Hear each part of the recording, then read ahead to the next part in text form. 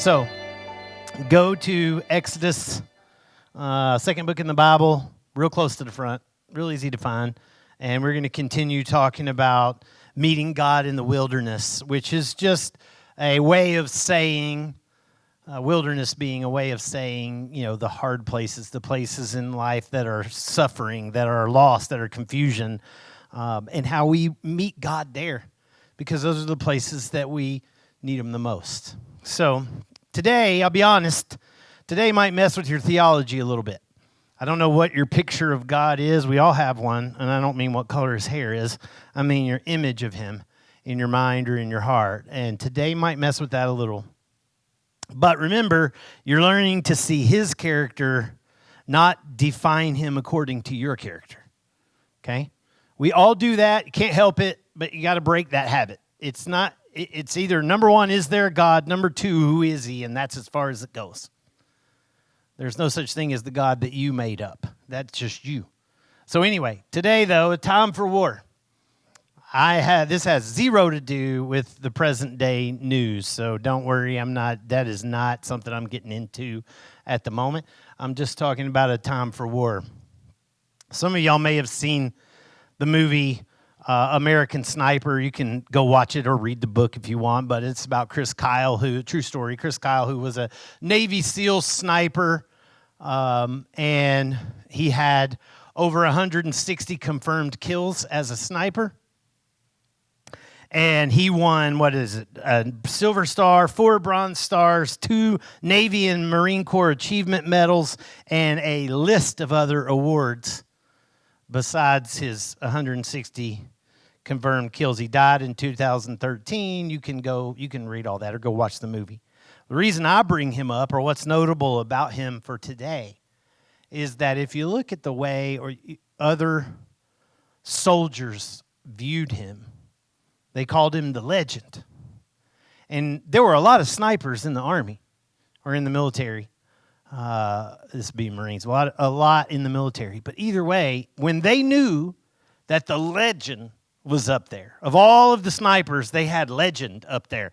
When they knew he was there, they fought hard and unafraid because they felt perfectly safe that looking down from above over them was legend. Not just any sniper covering them, legend himself. And you'll see why. Hold that imagery in your mind. You'll see why I bring that up in a second. But here's your kind of point. When we face battles, both physical, literal, physical, and spiritual, we need others to fight with us, trusting that God fights for us. Okay? Need others to fight with us, trusting that God fights for us. Let me give you just a verse. We're going to be in chapter 17, but a verse. Exodus 15, as soon as they come out of the Red Sea, in the song that they're singing, verse 3 says, the Lord, that proper name, Jehovah, Yahweh, is a man of war. Translation would be a warrior. Yahweh is His name. Chris Kyle is a warrior. Legend is his name. And this is kind of in a similar way of saying that about God, though. About God. And the Bible is full of language talking about Him being a warrior. So let's get into where we are. First of all, one key point in all this is that He is very personal. He repeatedly says, Israel, I am your God. Your God. He provides for and defends them. That's the key here. He defends them too. So think what He's done already. He's delivered them, rescued them, delivered them from slavery in Egypt. We read all that. He's defeated the Egyptians, the enemy that had enslaved them. He's defeated them entirely, God on His own, using the sea. And then He's provided for His people an oasis, an entire, not just water, but shade, the whole deal, an oasis in the desert. And then food in the desert, and then rest in the desert, and water again in the desert. That's where we were last week. But now look what happens. Right where the water shows up, Exodus 17, look at verse 8. Then, at that moment, not like the next thing in the story, blah, blah, blah. It's more of an at that moment. Amalek came and fought with Israel at Rephidim. Rephidim is a place, but it kind of means a place of refreshing or spread out. So that gives you kind of an idea of what it may have looked like or been like. Who is Amalek? Amalek is the father of the Amalekites, shocker. And the Amalekites are in the Bible for a pretty good bit of time. But they were a people group, a nomadic people group. They didn't own a particular piece of land, but they were a nomadic people group that spread and moved all around modern-day southern Israel, Jordan, Saudi Arabia, down in those desert areas. And they were a people group then that was moving around then. So what's their problem with Israel? Why attack Israel? Two reasons, potentially. One reason is because Amalek is a grandson of Esau. So where did Israel get their name from? Jacob. And Jacob and Esau, his brother, were at odds consistently, to say the least. You can go read the story in Genesis. But Esau ultimately makes up with Jacob. You can read that in Genesis as well, or makes peace, I should say. But clearly the children of Esau do not make peace with the children of Jacob or Israel. And so there's that bitterness that's carried on. But there's another thing here. Something's changed in the landscape. All of a sudden, if you remember, we talked about it last week, there's a lake in the desert that God provided for Israel. And you can believe that if there's a nomadic tribe moving around, they want the water. I would think probably both of those play a role, but the water's probably the bigger one. And there's a little note here. Let's remember that God brought them there, right? God provided the water. So whether it's the fact that they're Israel or whether it's the fact that they have water, both things are offensive to these people who are there. It's not their land, but they're there. And sometimes God leads us into situations that bring out old enemies. Just happens. And it may be that God's trying to use you to reach that person, or it may be that God is trying to show you that that person no longer has any control over you. That person no longer is any threat to you. He also gives us blessings that honestly sometimes people get jealous of. The sad part is they could potentially have the same blessing. They just don't want it because it comes with being surrendered to the God who provided it. But it happens. It happens. One other note here, Israel's not picking this fight. Deuteronomy 25, Moses is recounting this event 40 years later, recounting this event back to Israel to remind them of it. And he gives a little more detail of what happened than what we have in Exodus. And he says in verse 17, remember what Amalek did to you on the way as you came out of Egypt, how he attacked you on the way when you were faint and when you were weary, so you were worn out and you were tired. And he cut off your tail, which means he attacked you from behind and got the people who were lagging behind you. And he didn't fear your God. That's the key. Did not fear your God. Had no concern about who Yahweh is or who you were following or any of that stuff. So that's kind of telling you it came to them, to Israel. Exodus 17, look at verse 9. So Moses says to Joshua, it's the first time we see his name, by the way. There's a book about him that comes up later, but right now this is the first time he pops up. Choose for us, for our people, men, and go out and fight with Amalek. Tomorrow, Moses talking, I'll stand on top of the hill with the staff of God in my hand. So Joshua did as Moses told him, and he fought with Amalek with Moses, Aaron, while Moses, Aaron, and Hur went up on top of the hill. Remember, God led them on the wilderness route. Do you remember this? When they came out of Egypt and he said, hey, we're not going straight to the promised land. We're going to go out into the wilderness because, he said, they may see war and turn back. Well, now it's time for them to learn to fight. Not so they can conquer the world, but because war is going to come to them. And they've seen God work, and they've seen God do things, and now it's time for them to learn to fight because war's going to come to them. If you're a Christian and you're following Christ with your life, not faking the name that you bear, but if you're a Christian and you're actually following God with your life, let me be very clear. You don't have to hunt demons. You don't have to hunt battles. It's coming to you.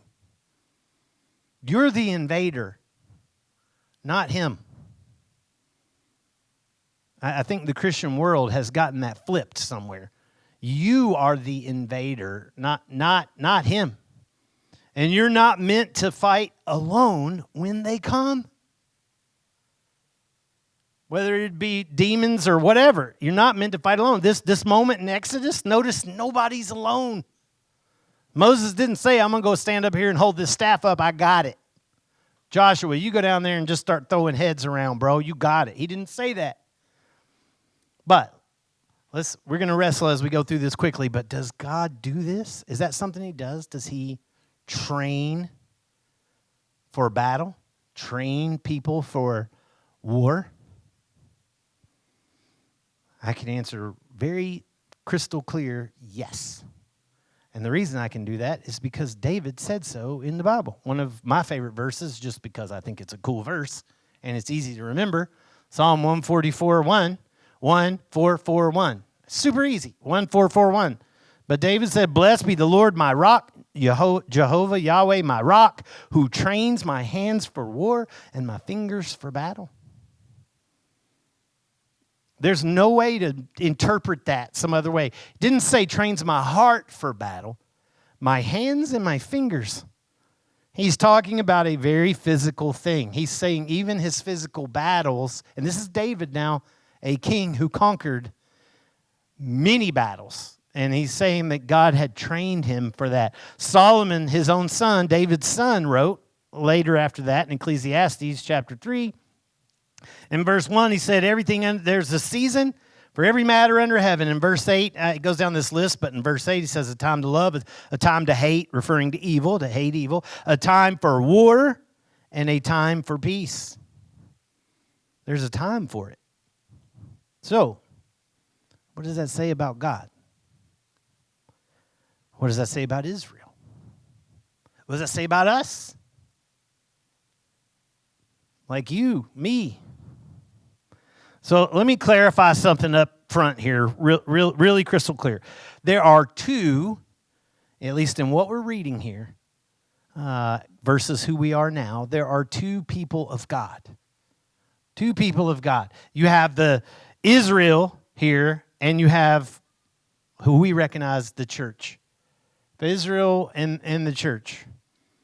Equal in position, unique in purpose. Think about this and hold it in your brain. They are Israel and the church, equal in position, unique in purpose. Now, let me clarify. I'm not talking about Israel right now that's partnered with America in a battle over. I'm not talking about Israel right now. Israel right now is either their own independent nation as they are, apart from God, because if they knew who God was, they would have recognized Jesus. Okay, so the Israel that's there now is is an independent nation in that sense. And if there's an Israelite or a Jew who believes in Jesus, they are now part of the church. Still an Israelite, just like these sweet ladies back here are still Hopi, still Navajo. I'm still American with Irish blood and all that, but part of the church. But in Exodus, back in this day that we're looking at, this is a very unique time in all of the history of time where we have an actual literal nation that is governed by God. The church is a body of Christ from all nations. Okay? The church is from all nations. This is a nation. Israel, like any nation, faced literal warfare. Okay? The church faces spiritual warfare, but not physical warfare as a body, anyway, as a whole body. That's not the case. Contrary to what the popes tried to make happen during the Crusades. We, as a body, are called to be peacemakers, to love enemies, to turn the other cheek. But also, listen, also individually, as part of the church, individually, we are to submit to the governing authorities around us. This is all in the Bible. To love and protect our families. These things are in there. So sometimes this means individually we may face war. We might. Individually, not corporately as a church go into war, but as individuals who are part of the church, it may happen. But the key is our heart in the matter. We should pray for peace. We should take no joy in the fact that there's a war. I don't care how much you dislike who it is we're fighting. You should take no joy in that. You should be praying for peace. You should love your enemies, which means you take no joy in their death, even if it comes from you. You may think, how's that possible? Well, in Numbers, I think it's Numbers, but Numbers or Leviticus, God talks about how he takes no joy in the death of the wicked. But it still happens. And he's still the one who takes life. It's the same idea that we take no joy from it. And turning the other cheek, in that we take that shot only when there's no other cheek to turn. I gave you the chance. You know, only got two cheeks. But with Israel, back in Exodus, they were literally governed by God. He gives them, we'll see this in a couple of weeks, but he gives them his laws for the nation. It's unique to them. It's between him and them. They agree to this with him alone. It includes rules for war.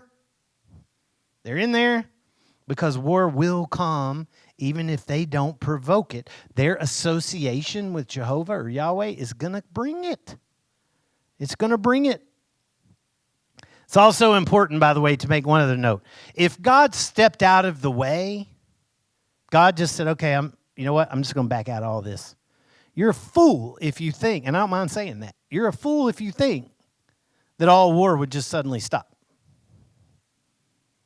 As if he's the one responsible for it. War is something so natural for us that God doesn't have to participate at all. Ask the first two children in recorded history. Cain did what to Abel?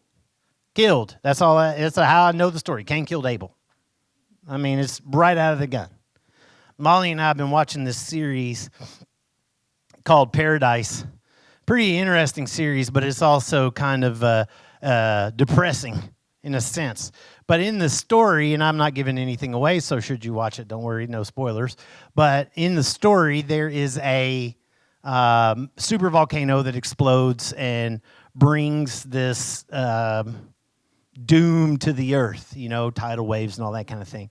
And the few people that survive, or the few spaces that are preserved or safe from the ultimate damage that comes initially, as that moment is happening, the nations with nuclear powers start to launch their weapons at each other in order to try to conquer and take over the few lands that are going to be available to live in when it's over. It's like so depressing. The whole world is now coming apart, and yet the people are still seeking to blow each other up and blow each other to bits. The story involves God in no way, because God's not required for us to end it all with war. So, we need to just be quick or slow on how we judge God here. Think of it this way. If the devil or death or cancer, or addiction or divorce or depression or suicide or some kind of serious crippling disease, if those things come to you or come into your life, you don't want God to watch and see how it all works out. You don't want to make peace with Parkinson's. You don't want to make peace with cancer. You don't want to make peace. You want God to go to war with it and destroy it. That's what you want. And you say, well, that's a disease. We're talking about lives. I know. But keep in mind, don't forget as well that God gives life. It's every bit his right to take it away. And we all face death anyway, and that's our fault. We're all facing it anyway, and that's because of us. He said the day you sin, death enters the world. Joshua here is told to choose men. This is not a battle involving all the armies of Israel. They don't have any army yet. This is a brave man, a warrior, who's recognizing other brave men and warriors and calling them to battle with him. He's choosing people that he can trust to come fight this battle with him. Sometimes we face battles. I think everybody in this room has been through it in some way. Spiritual, sometimes it's physical. And it doesn't have to involve everybody. You don't got to make your business everybody's business. But you do need to choose people who will come and fight with you through this thing, whatever it is. And you need people who will cover you in prayer, who will be above you in a sense, and cover you in prayer. Look at verse 11 and 17. Let's go through it. He says, whenever Moses held up his hand, Israel prevailed, and whenever he lowered his hand, Amalek prevailed. But Moses' hands grew weary, so they took a stone and put it under him, and he sat on it. While Aaron and Hur held up his hands, one on one side and the other on the other side, so his hands were steady until going down of the sun. So there's no magic in this. There's no deep, fancy truth hidden in the rock or the arms. The fact is, Moses is tired. Hold your arms out like this for a while.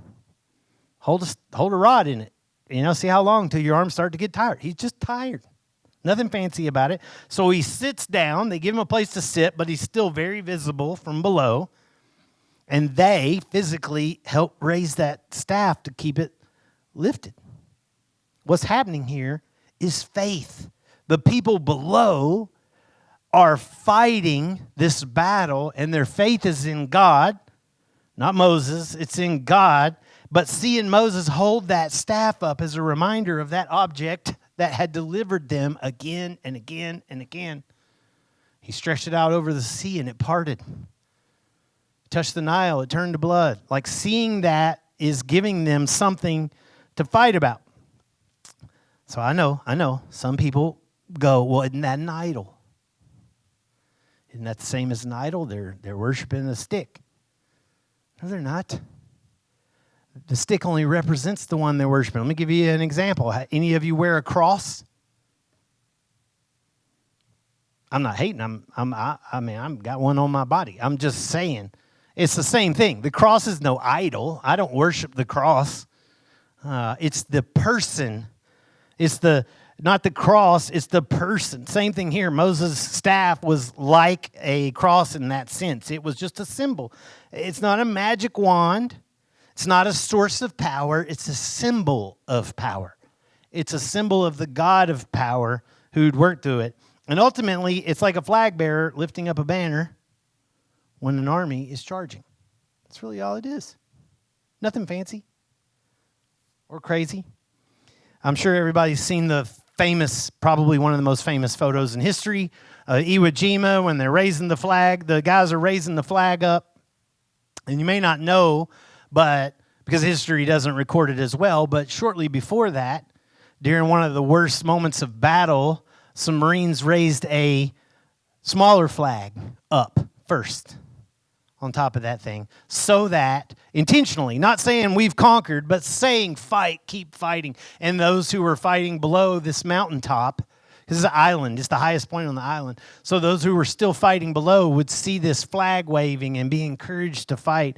And then shortly after that's when the others came and raised a bigger flag to show the same thing, to keep them fighting and show that they had conquered it.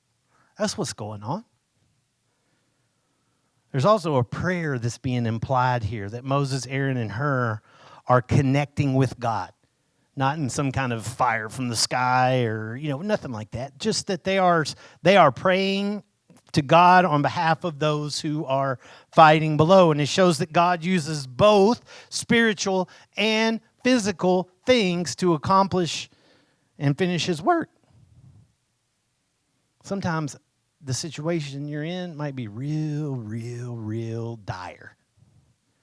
It might be real rough. Crippling disease, I don't know. Really rough. And some say, just do what the doctors say. Let's do what the doctors say. And others say, just trust God. You don't need doctors, just trust God. Just get your spirit right with God. Trust God. He'll heal. He'll do whatever. It's not, just get right. And the others say, no, the doctors are given by God and equipped by God. Use them. And the others say, no, God is the doctor. He needs no help, blah, blah, blah. Which is it? It's both, at least here. You have somebody up praying for the battle, and you have those that are physically fighting it. There are swords involved in this moment. It is both. God is using both. Joshua is not alone in this battle, and Moses is not alone in his battle. And too often the problem is not that we got nobody to fight by our side, it's because we're too stubborn to ask anybody to help. We're too prideful to ask anybody to help. We think, oh man, if I say that, people will think I'm weak. Or we're too prideful in that we think we can do it ourselves. I can get through this. I can fight this. I can deal with this. God's by my side. He'll handle it. Not that those things aren't true, but that's not the case here. You need, that's the point of the church. That's why it's beautiful that we all come together like this. That we have each other. And you're supposed to have each other. And you've got to tell people to come alongside of you. Listen, even Jesus, when he was going to the cross, the whole moment that he came for, on the way to the cross, the night he's arrested, he's in the garden and he tells his disciples, come pray with me. I need your support. That's Jesus, man. If he's calling on his disciples to pray with me during this time, because it's overwhelming in a sense, even though he knew it was coming, it's crazy that we won't ask people to come fight these battles with us. Look at verse 13, Exodus 17, verse 13. Joshua overwhelmed Amalek and his people with the sword. Sword noted because this is literal war. This is not a figurative spiritual language. It is literal war. The Lord said to Moses, write this moment in a memorial in a book. This is the start of the Torah that you're reading. This is where it begins. Write it in a book and recite it in the ears of Joshua. Not only Joshua, but specifically Joshua, he's saying, because 40 years later, Joshua is going to be the one that takes over leading the people of Israel from Moses. That's not been decided yet, but that's what's going to happen. God already knows it. So he's like, start right now reminding Joshua of this moment. I don't know how old he was, surely very young. But anyway, he says, I will utterly, God speaking, blot out the memory of Amalek from under heaven. Now, that's a harsh threat. Translation, God's saying, I'm going to finish this. It's not over yet.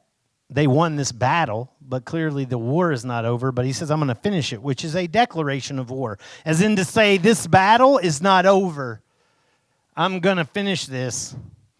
And it sounds harsh. Again, this is where we start judging God. And maybe this messes with you a little bit, but I'm going to tell you right now, if you came and attacked my daughter, you can expect war from me. Just telling you right now. If you came and you attacked my daughter, you can be sure you can expect war out of me. And don't ever forget something. This is going to sound hard, but it's true. God doesn't need your approval to do what he does. You are made in his image. Stop making him in yours. He doesn't need your approval. And it's wild how we make heroes. I think about this. It's wild how we make heroes out of men. Alexander the Great, war hero, conquered the whole known world, amazing. Or we are Sparta, these guys, whatever. Or maybe you come more modern day and you think about Cochise and the Apaches or Geronimo, whoever. Or Chris Kyle. Like I said a minute ago, they're all heroes, man. They come home from war. We celebrate them. We give them medals for bravery and courage. We promote them to important people in society. If they have struggles, we say, it's all right, you were brave, and we get them help for PTSD or whatever it is. At no point do we tell them they're horrible for what they did, but we do it to God all the time. Do it to God all the time. He can't be a hero. It's horrible that he would do that. It's horrible. That's because doubting God's character is something we've been doing since the beginning. Something we've been doing since the beginning. Why? What are you hiding in that tree? What kind of God would give me everything but that? What are you hiding? Who are you really, God? You're hiding something. You're keeping something from me. Verse 15 says, Moses built an altar and he called the name of it, "The Lord is my banner." There you go, like flag, my banner, saying, a hand upon the throne, just focusing on the king, a hand upon the throne of the Lord. It's kind of weird language. It's like taking an oath. It's like saying, with my hand upon the throne, the Lord will have war with Amalek from generation to generation. In other words, God's declared war, and it's going to carry on till it's over. In fact, Saul and Samuel, Saul, the first king of Israel, and Samuel will be the end of that war. They will finish the Amalekites. That's in 1 Samuel 15. But for now, it's just being told is coming. So let me close this up and finish this thought, because I know it's heavy when you're talking about war, and we all have this picture of God, and sometimes it starts to mess with us when we think about it, because war's not pretty. I remember I used to be in a band. Most all of y'all know that. But we had these T-shirts that we sold. They said "Satan sucks" on it. And some people took that kind of offensively because the word sucks, but we never thought of it that way. But Satan sucks. And on the back it had like this Bible verse. We sold bucket loads of those things. We sold those things everywhere, not just concerts and not just Christians. Like everybody wanted those shirts. We sold them everywhere. And I remember at the same time, Toby Mac, I don't know how old I am, for those of y'all who remember who he was or is, I guess he's still around. But Toby Mac was on tour. He was at a height of popularity, and he had a T-shirt for sale that said, "Satan is a nerd." And I remember thinking, you never run into Satan, have you? Like, I remember thinking that over and over. Like, you've never really run into him. The worst you got for him is nerd? Like, that's the worst? The fact is, sometimes war is necessary, man. Sometimes it is. Paul said he declared war on his own flesh. Paul said his flesh declared war on his spirit, which was the Spirit of God within him. Okay, but let's circle back around and finish. What about Jesus and all of his teachings on peace and all that? Well, let's note a few things. First of all, he did say at one point to his disciples, "Go get a sword." You can argue about why all day long, but it doesn't matter why. He put that in their hands to do. He also, when he says turn the other cheek, it means be slow to anger. It doesn't mean be a whipping post. You only have two cheeks. I mentioned that before. It just means be slow to anger. Take another shot before you decide if you're going to fight back. But it doesn't mean you got to stand there and just take it all day long. He didn't. Jesus also went into his Father's temple with whips. He didn't just turn over the tables. Go look at it. He made whips and used them. Who did he hit? What did he do? It doesn't say all that. I'm just telling you. Revelation 19 is the keystone. You really want to see it? Go read Revelation 19 in your own time. Jesus' return is described in blood and violence and war. War. Anticlimactic war. Spoiler alert. He ends it with a breath, but war. So what about God is love then? If you think it's not loving to have somebody fight for you, you don't understand love. Like the fight is for you. The war is for you. And lastly, I'll close to keep in mind this is not the eternal plan. It's just the reality we live in. The rebellion we started. You say, I didn't start one. Okay, fine. You were born into it. Either way, it's a rebellion started by us, humanity, not him, us. And you're born in it and we live in it and it's our reality, but it's not the ultimate goal. Isaiah 2, verse 4, great verse, talking about Jesus. It says he'll judge between nations and he'll decide disputes for many people, and they'll beat their swords into plowshares, their spears into pruning hooks. Nation shall not lift up sword against nation, neither shall they learn war any more. That's the ultimate goal. That is a beautiful thing. And the fact is, God has fought for you.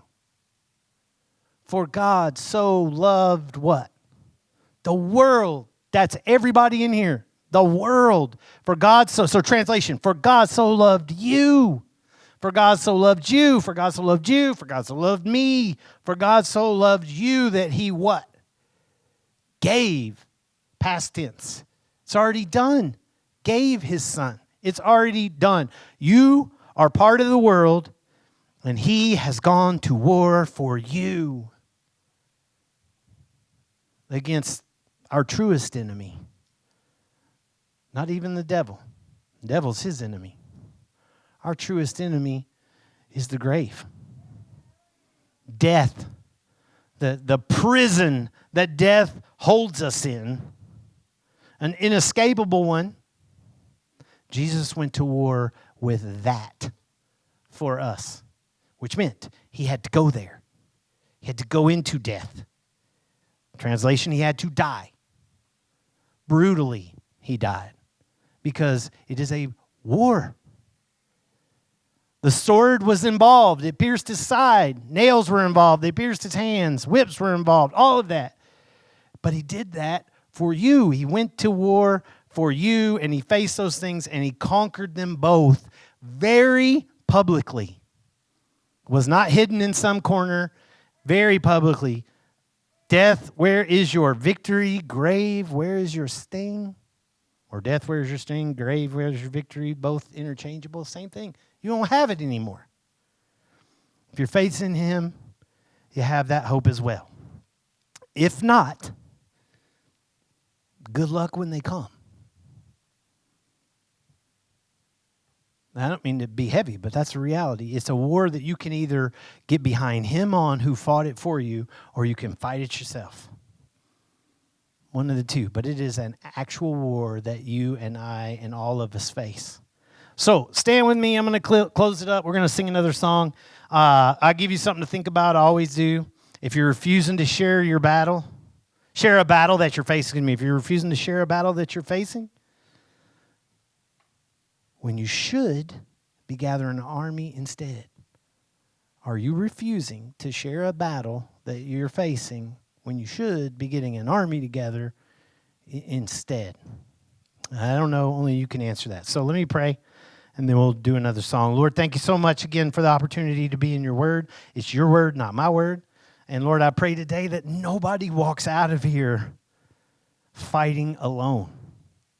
Lord, let your Holy Spirit be the warrior from within ourselves. Jesus, thank you for the cross. Thank you for the resurrection. Both required to win for us our freedom from the grave. And you did it because you love us. You did it because of great love for us. And Lord, we trust you. And I just ask that you guide our path and guide our way and help us trust each other and invite others to face battles that we face with us. And God, we say all these things in Jesus' name. Amen.